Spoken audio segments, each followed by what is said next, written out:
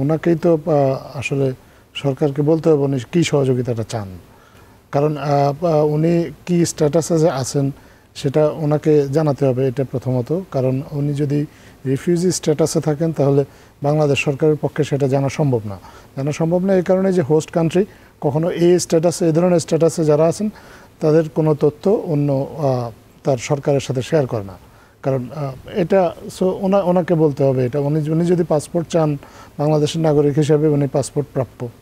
যত দ্রুত সম্ভব ওনাকে ওনার পাসপোর্টের ব্যবস্থা করা হবে। উনি যদি পাসপোর্ট পরে নিতে চান, আপাতত ট্রাভেল ডকুমেন্ট নিয়ে উনি আসতে চান, তাহলে ট্রাভেল ডকুমেন্ট ওনার সেটা ব্যবস্থা করা হবে। দেশে এসে উনি ওনার আরও অন্যান্য যে রাজনৈতিক যে প্রয়োজন, যেমন ভোটার হওয়া, ভোটার নির্বাচন কমিশনের এখতিয়ার আছে ওনাকে যে কোনো সময় ভোটার তালিকায় ওনার নাম তালিকাভুক্ত করা। প্রথমত উনি যখন বাংলাদেশ ছেড়ে গিয়েছিলেন তখন তো উনি ভোটার ছিলেনই। ওনাকে নতুন করে ভোটার হওয়ার একটা আলোচনা আসছে, কারণ হচ্ছে আপনার উনি যখন বাংলাদেশ ছেড়ে যান তখনও এনআইডি ছিল না আমাদের কারো। এনআইডির বিষয়টা পরে যুক্ত হয়েছে।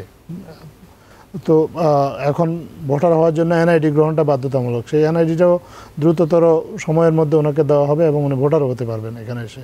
এটা তো গেলে ওনার একটা রাজনৈতিক বিষয়। আর ওনার মায়ের এরকম অসুস্থতা, এটা তো একটা মানবিক বিষয়ও আছে। উনি যে মায়ের অসুস্থতায় যে কোনো নাগরিকই যখন আসতে চায়, আমাদের রাষ্ট্র তাদেরকে সবসময় সহযোগিতা দেয়, ওনাকেও সেই সহযোগিতাটা দেওয়া হবে। এবং সরকারের দিক থেকে আমরা মনে করি যে এই বিষয়ে আর নতুন করে আর কোনো কিছু যোগ করার। আচ্ছা, আমি আরেকটি বিষয়, এটি বেলায়েত হোসেনের কাছেও যাব, সেটি হলো ট্রাভেল ডকুমেন্ট। এটা আমরা শুনছি, সাধারণ মানুষ কিন্তু এই ট্রাভেল ডকুমেন্ট বিষয়টা বোঝে না।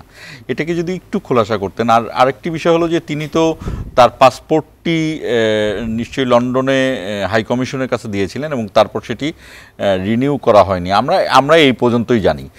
এরপরে আসলে মানে প্রক্রিয়াটি কি আসলে? উনি যদি এখন পাসপোর্ট নিয়ে আসতে চান বা ট্রাভেল ডকুমেন্ট নিয়ে আসতে চান, এটার প্রক্রিয়াটি কিভাবে কি? উনি, আমরা বিএনপি নেতৃবৃন্দের কাছ থেকে যতদূর জেনেছি, উনি তো ওনার পাসপোর্ট রিনিউ করার জন্য দিয়েছিলেন বিগত সরকারের সময়ে। জি।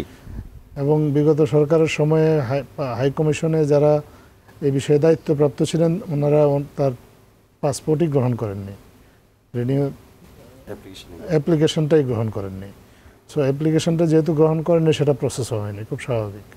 এখন ওনার সুযোগ আছে, উনি আবার নতুন করে রিনিউ করার জন্য অ্যাপ্লিকেশন করার। এক্সপায়ার্ড পাসপোর্ট তো যে কোনো সময় রিনিউ করা যায়। তো রিনিউ করতে গেলে এটা প্রক্রিয়া মেনে যতটুকু সময় লাগে, সর্বনিম্ন সময় যত দ্রুত সম্ভব এমার্জেন্সি। আমরা যদি জিজ্ঞেস করি যে ধরেন এটা যদি আজকে সকালে দেয়, মানে ধরে নিলাম যে আগামীকাল সকালে দিল, এরপরে এটা কতক্ষণ লাগতে পারে? এটা তো আপনার আমাদের দেশে তো এখন ধরেন ইমার্জেন্সি ফি দিয়ে কেউ যদি পাসপোর্টের জন্য অ্যাপ্লাই করে 3 দিনের মধ্যে পাসপোর্ট দেওয়া যায়। তো 3 দিনের মধ্যে যে কাজগুলো করা যায় সেগুলো আরেকটু চেষ্টা করলে নিশ্চয়ই আরেকটু এগিয়েও আনা যায়। তো ওনার ক্ষেত্রে যেহেতু এখন বিষয়টা একেবারেই মানবিক একটা বিষয়, সেটা আমার মনে হয় না এটা এই প্রক্রিয়ার কারণে ওনার বিলম্ব হবে, এটা আমার মনে হয় না।